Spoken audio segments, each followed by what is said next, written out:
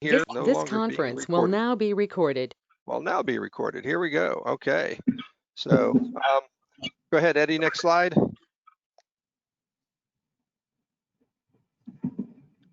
So just our agenda for the day. We've got the folks, Rachel from Kiewit. Kiewit, is that how we say it? Yes. Here, I have some updates on our leadership team and some information from the National Board of Directors, and then we'll go into just kind of seeing what the posts are up to. So next slide, please. So welcome to everyone who's here. I appreciate everyone being on the call, and a special thanks to Rachel for being here.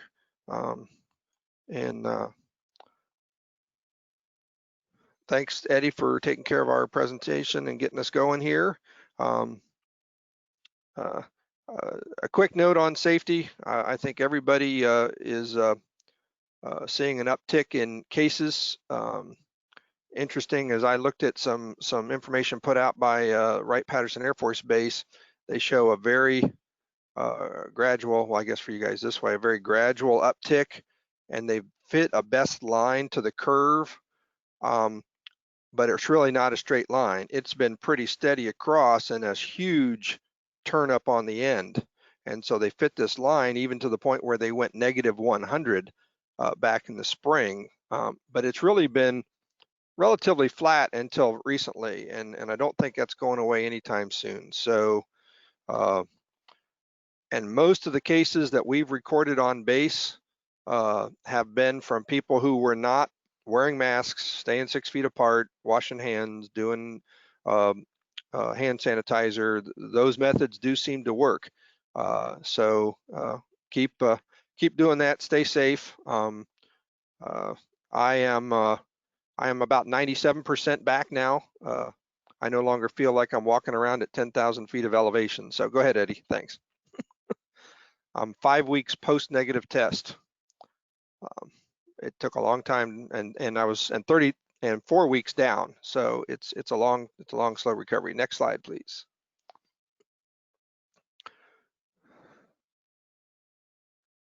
Uh-oh, it didn't like going backwards and forwards. I messed you up, Eddie. No, sorry, I accidentally hit the mouse and it advanced it. Well, no, it's all right. Your timing was actually good, but that's all right. So anyway, I would like to introduce Rachel Hollinberger from Kiewit. She is in charge of their STEM outreach for the entire company, for all the offices. Is that true? Am I saying that right? Well, I actually it's STEM or it's outreach for everything. So STEM okay. Yeah. Is part of it. Excellent. Yeah. Well, we are anxious to hear what your company is doing in the STEM world. So take it away. Okay, great. Well, thank you guys for having me on here. My coworker Tony, who was mentioned earlier on the slides, is also on the call. He's listening in. Basically, Thad Tababin, that you guys work with on this committee, hooked us up last week. Just said, hey, this would be something we'd love to have you guys jump in on. We're part of the employee relations team in our HR department, and Tony and I primarily focus on craft hiring practices and maintaining those. But in this overarching theme that I'm going to present on today, it is everything. It is staff, it is craft, it is interns and temporary workers, and all of it running the gamut. So with that, we can kind of just jump into our outreach overview. On our agenda today, the next slide, we've got I've got an introduction for myself, just so you guys kind of get a handle of who I am and what I personally think on some of this stuff. I'll introduce you to Kiewit and what we do, and then we'll jump into our outreach overview for 2021. Our plan just got approved, and so you guys can kind of see our focus on where we're headed in the next year, and we'll do some outreach examples and hopefully have any questions answered at the end of it. Or it's going to be very informal. If you guys have questions during, please feel free to interrupt me. So going forward into the next slide, I just have an introduction slide. So like they said, my name is Rachel Hollinberger. It is a very long last name, and you know I love him because I took it. So, like I said, I'm in the employee relations team. I came back about a month ago to Kiewit from maternity leave and said I want to own outreach for the company. So I've been drafting a plan that just got approved that we'll touch on some of the points of it later, but for the most part, really focusing on all of our efforts because we have several departments in which we have university relations where we recruit out of colleges. We have experienced hire staff recruiting where people that have been in the workforce at other places or former military, all those different past experiences. We have a recruiting team for that, and then we have a craft focused team that's at a project level and also in a recruiting space as well. So we have a lot of people doing a lot of good work, and so we're trying to wrap our hand around it and make it one big program that we can centralize. And when we talk to an organization like you guys, then I can disperse it out and say, hey, these are some of the programs that they're doing and the ideas that they have and different avenues that we can work together. And then that way we can all be more efficient because we spin our wheels a lot being just this ginormous big corporation that I'll touch on here. And then at the bottom of the slide is my contact information. So please feel free to email me directly. We also have an outreach@kiewit.com email that myself and my coworker Tony and a couple other members on our team have access to. And that way you can reach us whether Tony's on PTO or if I'm on PTO or another member of our team is available. They can jump in and answer questions, ask around for some follow-ups and really bridge that gap for anything that you guys have a question on. So next slide. So for Kiewit, literally everything. You walk into any office, any project, anywhere, the first thing we talk about when we talk about the company is safety. You guys had a safety topic here with COVID when you got started, so it's a very similar mindset, but we're one of those companies that every meeting begins for safety. Let's talk about all of the issues. We have safety stand downs every morning, mass meetings every month, where we discuss project level. In our offices, we sign off on, how to use the right office equipment so you don't get an injury at work. So it's a pretty important part of our culture. Nobody gets hurt is branded everywhere on us, and we have to internalize that. So first slide always is safety. I know you guys understand that concern, and in this environment, it's pretty easy to just start there. But on the next slide, just a little history on Kiewit. Kiewit started out in Omaha, Nebraska as a masonry company in 1884. So 130 some odd years later, we're here. We're last year revenue of over $10 billion. We have, like on the slide, it says 12,000 core staff. Our craft force fluctuates with the projects, but we have multiple thousands of craft force everywhere. We have one project right now that has 1,500 craft people on it, and that's just one singular project that we're working on. So it's just a ginormous company, but it feels very small. I am a Kiewit brat in one way or shape or another. I had some family that worked for Kiewit, and I walk into a room and sometimes people are like, "Oh, you're related to so-and-so," and then there's an instant on there. So it's just a very close-knit company, even though it is so large. Eddie, did we test the YouTube, or do we just want to send out the slide and play that for people at their own leisure? Let me try it and see if it pops up. If not, we had some technical issues when we tested this yesterday, so it may not work. If not, you can click on the link when I post the slides, but let me try it. It's just a 2.5 minute video, just kind of goes over this slide, but it's cool looking, so we could all appreciate a little bit of a hype video. Well, now the link is not working. Let me try it again.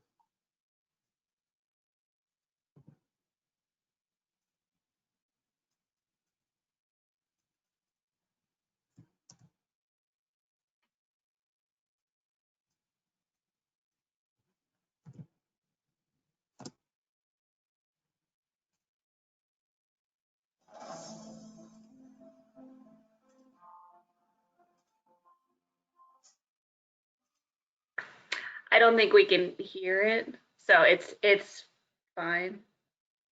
Oh, it's still not playing with volume? It's not playing the volume, so we can just scrap that and we'll just move forward. Thank you for trying. Yes, I hear something. Okay, sorry about that. Oh, maybe it wasn't up far enough. Yeah, just keep it going. I have volume.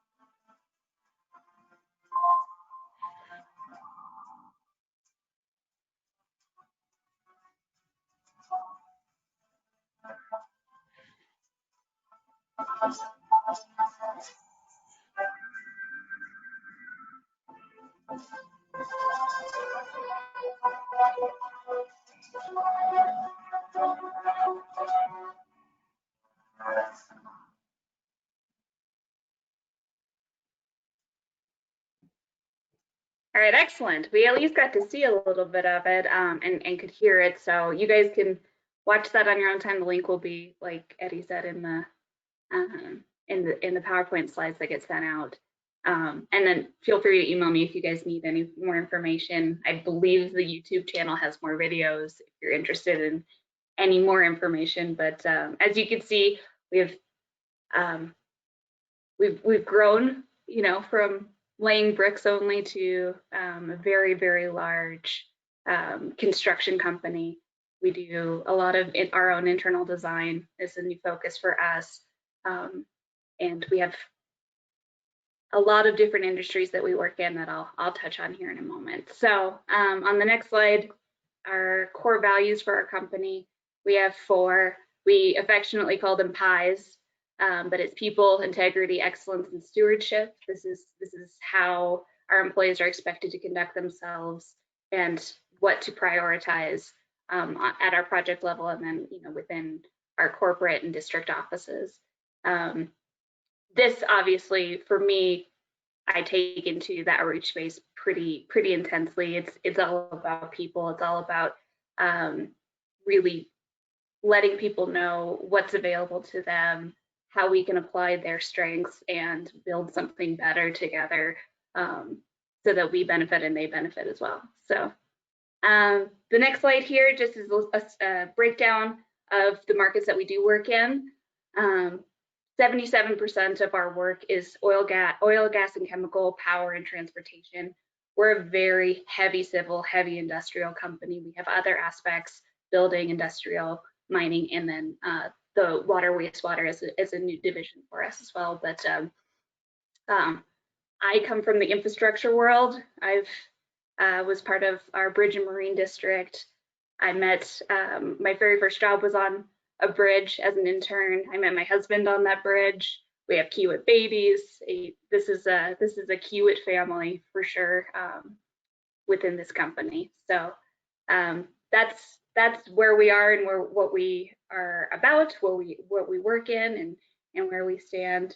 So going forward into that, I'll touch on our new vision for outreach, what we're going to touch on for 2021, and then some event examples of what we already have been doing, what we're going to continue to do in the STEM and the K through 12 space, and then we can talk about any questions that you guys might have.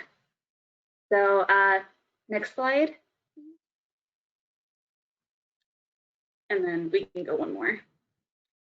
So our plan for 2021 is really doing a very more proactive approach. Like I said, my coworker Tony and I work in the 16-step space, and what that really reflects is in the construction world, that's craft hiring. So within that outreach department for what we do, we hit the 4 main protected classes that we need to show good faith efforts and really push to recruit heavily from to be more reflective of our world in our workforce. So pushing for hiring women, minorities, veterans, and individuals with disabilities are those 4 categories. And I like to say that the youth or K through 12 area is our unofficial 5th category for what we see and what we do, and for the government aspect of it. Whenever we are presenting our hiring practices in that realm, if the government is asking, they love to see us working with youth because they feel that is pipelining the next generation of workers in our industry and showing people a lot of options of how to work in a science, technology, engineering, or mechanical space at all different levels, right? College is a path to that career type, but it is not the only path. And so we put a lot of options out there for working in the trades, vocational schools, really trying to figure out the best way for those specific type of people that we're working with to say, hey, there's different ways to get here. And we really try to, at all the levels that we have these outreach events, try to connect and figure that out for the organizations that we tend to work with. So kind of just doing a top-down approach. So at a corporate level, the aim for this next year is to really build national partners and organizations like you guys that are National Association of Women in Construction, all these different areas where we can partner at a national level and then kind of trickle down the events, the programs, and the different ideas that we even just come up with as a team at this level is a big focus for us in 2021. So utilizing those national partnerships to say, okay, you guys are creating a camp in this state. Well, we have 4 projects in that state and within 50 miles of that area. We can probably pull some of our people and on a volunteer basis, attend, mentor, do different things that way. So so just utilizing that centralized location for our national partnerships is a big step in the right direction for our company for 2021. So we're going to be building on that beginning in January and even now. And then the main areas that we do our outreach is really at the field level is what I call it. So this is projects. This is our different regional, we call them districts, offices. And so we have over 400 active construction projects right now, currently in the United States. And so whenever Tony and I kick off a new project, we're handing over a list of research organizations in the actual project area. And we say, here you go, here's everything that the government says is a hiring agency, everything that is a local interest group that we have been able to find in our research that you could start partnering with. Give them a call and say, hey, we're in the area, we would love to partner with you on building a relationship, working with kids, working with your apprenticeship groups, working with your vocational school, all of those different aspects, because we don't generally only work in the K through 12 STEM space. So we're working all of those angles all the time. So we're facilitating those lists to projects at the startup phase and then checking in with them throughout the year to make sure that those events are happening and at least the communication is there so that we can really build relationships at a local level. And then typically, usually with our company, once we get a project in an area, usually we get another one is how it seems to go. So we build different projects can build relationships that another project can assume later. And we just have long-lasting relationships in usually in metropolitan areas, but also in some less populated areas that we continue to have good work, and then we build good relationships at that local level. Couple different examples of our events that we tend to do. So we have had annual workshops. We participate in the breakout sessions of other organizations in those annual workshops if we're not hosting them directly. And a lot of those have STEM activities, panels, mini mentorship programs. The big one that we do focus on, because so much of our work is done at a field level, is the projects give job tours. They present what is being built, what the project's goal is. They sometimes are able to mock up or perform some of the work in live in front of that group so they can see what all the work entails, and then they try to have a very reflective group present so that whoever the audience is, if it's the kids, they can see themselves as those people being represented doing that work, so that they don't think, oh well, I'm not a math person, so I can't do this, or whatever it is. They can internalize the representation that we're trying to show there. So and then the last two, mentorships and mock interviews, we do that a lot for vocational schools that are either trying to get into an apprenticeship program or just trying to demo into a college or non-union craft space. So we do a lot of those with local organizations. We'll jump in for an event and be the mock interviewer, and then give some candid feedback on to that applicant so that they can learn how to put their best foot forward. And a lot of, especially for what we're talking about with youth, we do have more of a philanthropic approach often. Some of the job sites are not safe enough for the kids to come visit all the time. So a lot of school supplies, a lot of backpacks, a lot of sponsorships are, in addition to those events a lot of times. So that's our approach on what we're going to increase in 2021, really focus on. And then I do have two more slides that are just two different events that we did put forward. The first one is a Microsoft event, actually. It's called DigiGirls. And in our Omaha office, we have a training center called Kiewit University. And so the girls that were attending this event came.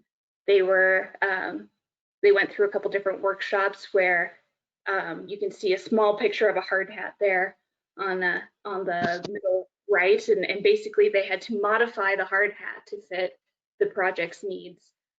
So just a lot of creative thinking. There was a video game workshop where they had to build it.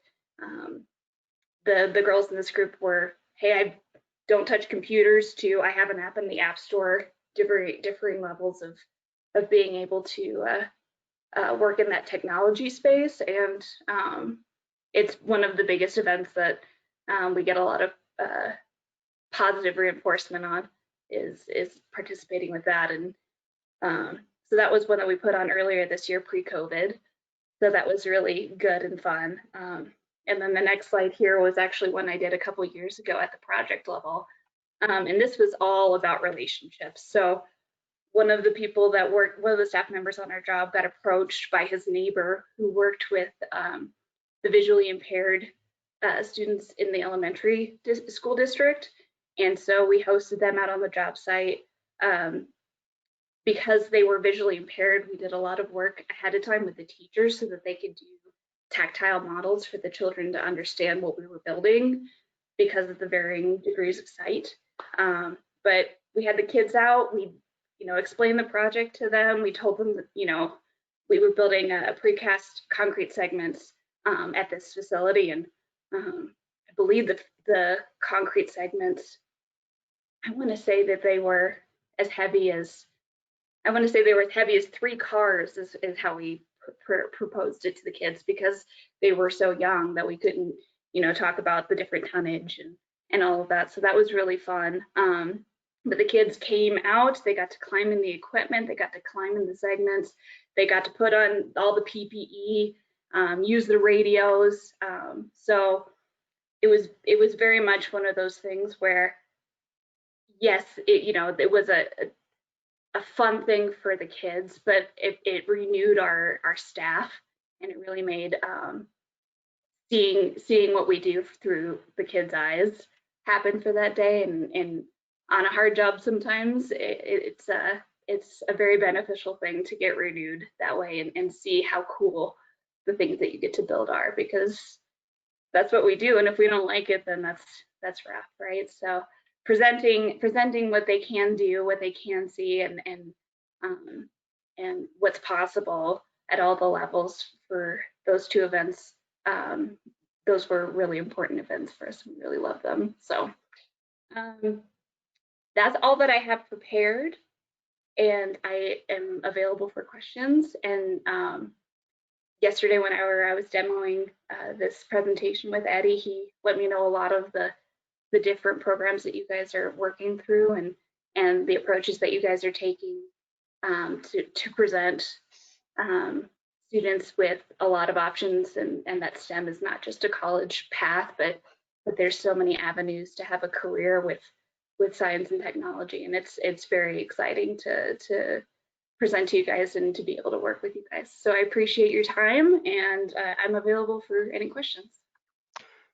Thank you, Rachel, for a great presentation. And the video was great, but I think once we're not trying to watch it from YouTube to Eddie through the GoToMeeting, it'll be a little smoother, and looking forward to watching that again. One question that I had is you mentioned a couple slides back about participating in annual events and breakout sessions. Some you guys do, some others. I mean, I know locally we have something put on here by what's called the Affiliate Society, and it includes academic institutions and professional societies and companies and engineering companies. And we do something called Tech Fest, which is a large thing down at the local community college that we participate in as a member and support. Do you have other examples of who might put those on that you're more a participant in as opposed to the ones you're doing? I'm trying to give our posts some ideas of where they can go to jump in. Actually, it is the last one that I worked on was for the Society of American Military Engineers. So I'm trying to look up his name's Todd Cartwright. You guys know Todd? Yep. Okay, so Todd was good. on an Air Force event, and I was actually working with him pre-COVID, and it got canceled. We were going to have a female engineer do a personal profile for a girls' 6th grade through 12th grade STEM event at the Air Force Academy in April. Oh, wow. So that's something where it's an annual event that he puts together. I was going to go and hand out snacks, and she was going to talk about her path through becoming she's actually a designer at our Kiewit infrastructure engineer office here in Englewood, Colorado. So that was one of the events that we were going to put on. Okay, and cool. Attend with not being the lead. And then we work a lot within in construction with Girls Inc. Sometimes we will host the event at our facility, even if we're not putting it on, because some of our facilities are very large. It just kind of depends on what the event and the organization. Excellent, excellent. Does anyone else have any questions? Yeah, Rachel, this is Eddie. Oh, go ahead. Nope, please. I had two. One, so you were talking about pulling together research and handing it off to a project person about local stakeholders. So the research is done in your office, and then who actually serves as the point person locally? It depends, but it's typically whoever the equal opportunity officer on the job is But every ultimately project would- responsible for making sure that those efforts. Right, you have somebody designated at the project Yes, level then to utilize that information? Yes. Awesome. Yes. And then, and so the buy-in seems to be on the workforce recruitment and workforce development side. Was it easy to get buy-in on the more outreach type, the bringing in students? How did that process work with you as a company trying to get technical people interested in outreach? So for us, both affirmative action hiring and our craft hiring plans, it's required since we are a federal contractor. Even if the job is not federally funded, because we take federal funds at a corporate level, it's a requirement. So it's easy to get buy-in that way because we have to. But I would say a majority of our work is federally funded in some way, shape, or form. So it's very easy to pull that compliance aspect and say this is a legal expectation for you to do this, but also it's part of our core values to be good stewards in the communities that we work in, and if you like your job, which for us, I mean, a lot of the people, I mean, some people it's just a job, but this is kind of a cultish type company where once you're in, you're usually in. You kind of bleed black and yellow is the way that we say it. So once that happens, then I mean, you want to share it. So we get a lot of buy-in from especially our project managers and superintendents that are out building work, because if you ask an engineer what they do, they love to tell you, and it makes them feel really good. And so working in all those with all those groups, depending on whatever the focus area is, they get very excited to share the knowledge that they have and get more people involved. That's awesome. Now with things like the mock interviews, is that something you'll do them physically, but is that something you've done virtually as well that a post could request a training on? Yes, yeah, that's very easy to accommodate. Okay, yeah, because we've been toying with through our virtual student chapter doing a presentation on interviewing, skills and tips and tricks. But yours is very focused on the jobs that you're trying to get them to apply for. So it would be good for our post. Yeah, but I mean, in our university relations recruiting area, I think that our internships and the people that are part of our university recruiting also do a little more general or college focused as well. It's not all craft all the time. It's everything. Right. Awesome. Well, and for those on the call, just so you know, we are working with Kiewit to put together a three session series for our student members on the three topics are innovative thinking, resume writing and interviewing, and communication skills. So we're going to be working with Kiewit's, the folks that run their internship program that work directly with students to try to put a calendar together for the spring of 3 monthly workshops for student members. So thanks to Kiewit for that. All right, sorry, I'll turn it back for more questions if anyone has more.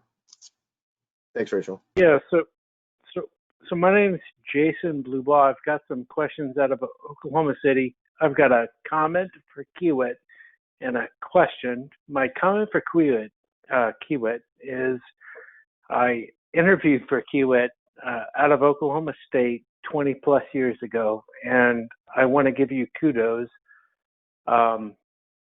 Very professional. It set up my engineering expectations, to be honest. I was flown out to Denver, met the CEO. Kiewit was everything I wanted out of an engineering career. My wife and I were in a precipice of do we follow military or do we follow engineering? And we chose military.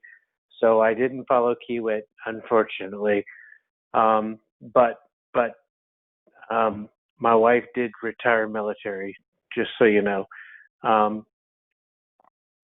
just want to say Kiewit was fantastic to interview with, to deal with. So it was great to hear from you. Love this presentation. Great. On the other side, I'm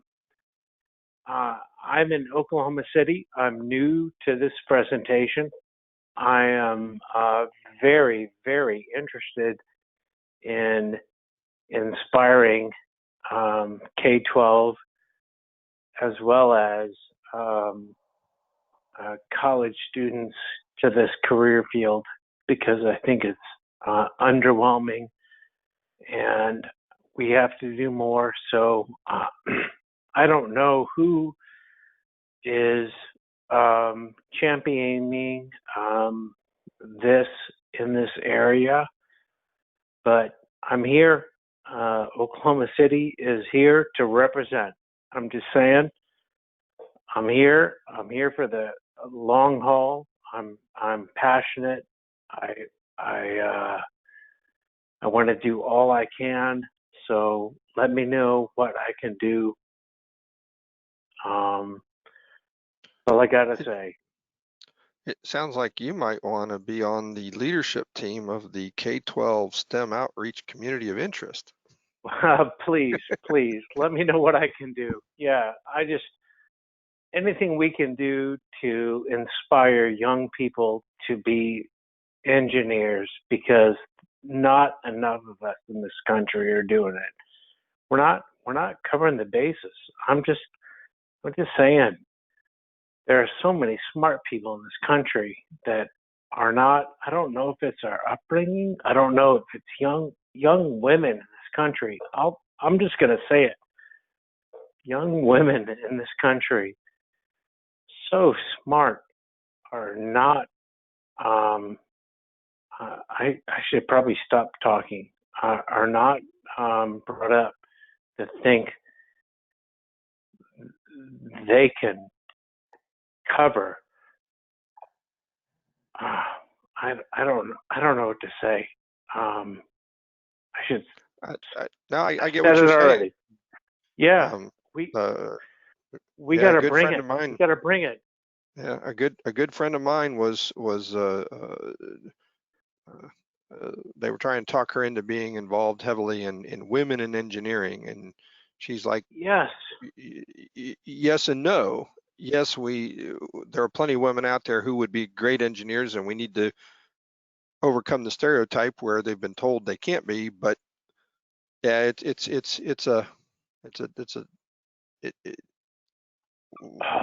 I've got a slide later. Actually, I'm going to address part of that. So we'll go on. Does anyone else have any questions for Rachel? Please, I'm so sorry. No, you're good. You're good. I want this to be all about bring me dialogue. Bring me in. No, I appreciate the compliment for my company. I'll take it. That was yes. Before my time. I'm only 10 years in, but I appreciate that. That makes me happy and proud. And I'm excited. It was awesome experience. And had I been in a different place in my life, I would have loved to have been a part of your company. Loved it. Well, we can work together now, so let's do that. Yes, let's do it. What's your name again, sir? Who was that? Jason Blueboff. Jason Blueboff. Okay, yeah, if you could just send us a note. If you send me an email or Jeff an email letting us know that you want to get more involved, yeah, we'll follow up with you and get you on the leadership team. And then Rachel has our contact information on the slides. So if you want to explore anything with any outreach opportunities near your area, she can let you know if Kiewit's involved in any projects there. Okay. I don't know. 300-mile radius. Yeah. There you go. I want to move Thanks, on Jason. here because it was a great presentation, but I do have a few things I want to cover today. Um, uh, we've had quite a good fall here, expanding our leadership team, and sounds like maybe Jason will be joining the group here soon. But Kevin Kanoy, Aaron Krug, and Thad Tobin have joined the team, and as you can see from the slide, we pretty well filled all the positions. Uh, there is these are the ones that our charter says we should have liaison to these other groups, but the leadership team can be we can make up positions. The best practice champion that we put Sergeant Tucker on was one that we thought we needed someone kind of focusing on that. If we're looking for someone to do something special, or if you just want to join as a member at large and sit in on our planning calls and help direct where this COI goes, I'm looking for ideas and collaboration in that. So welcome to our new members. As the SAME Foundation gets up and running a little more and has a little more focused on what they're going to do and how they're going to interact with the various COIs, we'll be looking to put a liaison to them to work on that. And that might be someone who specifically has an idea of what they can do for us. Right now, we're trying to support posts with their STEM outreach, but what is it that we might need from the SAME Foundation? Somebody was saying something? I think it's That's background noise, Jeff. okay. Sorry. But that's a position that we're going to look forward to as you know, Foundation's been doing really great work, but they're not quite to the point where they're ready for us to make asks of them, but we should be ready when it's time. Next slide, please.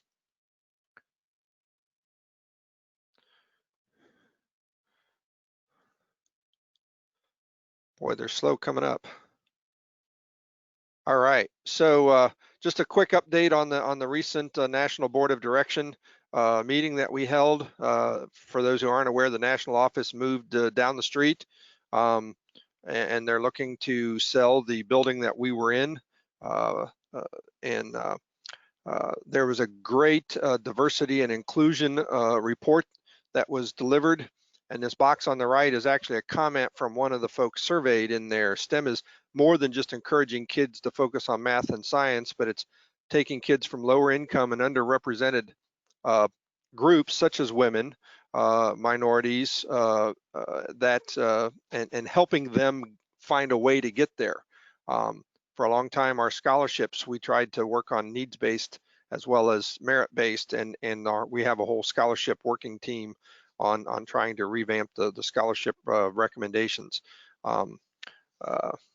So there is a new streamer program that starts January 1, and actually at our January meeting, at this call in January, we're going to have someone from the awards community of interest present on how the new streamer program works and how the K-12 STEM stuff can help your post earn the streamer there. SAME National has published some guidance on how to handle face-to-face meetings and what to do. So if your post is thinking about doing face-to-face events as opposed to virtual, I suggest you pull that up and look at that. I'm not going to go into it here. A couple of things. We now have a new post in the UK that was a field chapter. That they were voted in, and our Coastal Bend post in the Texas Gulf region closed. They went through all the steps, and there just wasn't enough support down there for that. The last thing is we did assessments of the communities of interest this year, similar to what RVPs have done on posts before. I talked about those a couple months ago, but if we'll go to the next slide, we'll show you. This was the summary of all the different communities of interest, several green, several yellow, a couple of reds. This was a snapshot in time. The ones that were red were because they had just had a chairman had to step down. They hadn't filled the position yet. It has since been filled and voted on at the board meeting. So they would at least be a yellow now. But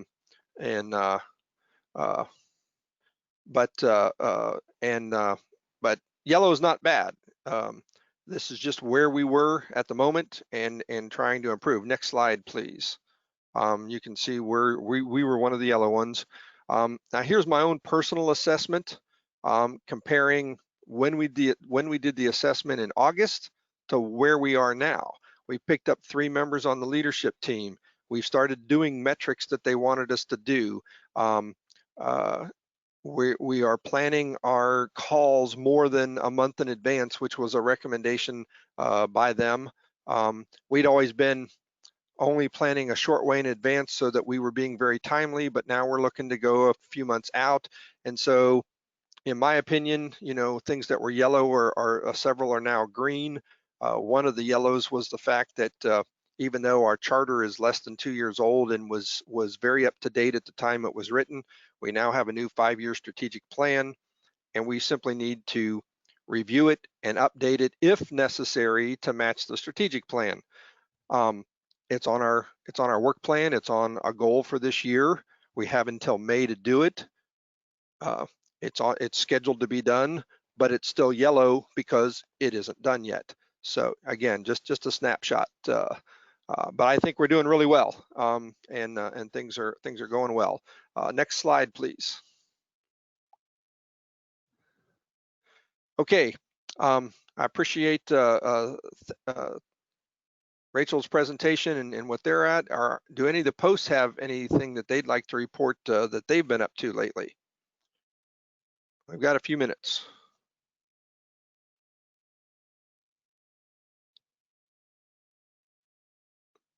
Okay, crickets. All right, let's go on to the next slide. I realize with everything being virtual, it's a little harder to do things that you might normally do, and a lot of events are getting canceled. Our next call would normally be December 22nd. I don't know about the rest of you, but I'll probably be out Christmas shopping because that's about the time I usually go. So let's and a lot of people take time off. I always take the week before Christmas off to get the house ready and things for guests. So we are not going to have a December call, but at our January call on the 26th, we will talk about streamers and the new streamer program, and that'll be our next call. Always interested in topics to be presented. Rachel did a great job. Something your company does, something your post is doing, something you've heard about. Maybe you participated in something, and you want to show it off to the rest of the folks here. Next slide, please. If you have an idea, even if you don't want to present it, please contact Eddie or me or anyone on the leadership team, and we'll work at working up a presentation for it. Is there anything we haven't talked about yet? We got just a few minutes. Needs of posts have, things that we should be considering to help you guys do your K-12 STEM outreach.